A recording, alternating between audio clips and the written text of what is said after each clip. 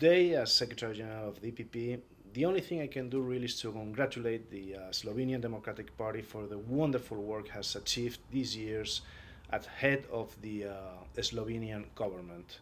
My good friends from the Slovenian government has achieved enormous reforms, not only in your country, in Slovenia, but also in the European Union, thanks to the magnificent EU presidency that Janez Janša and others has carried away.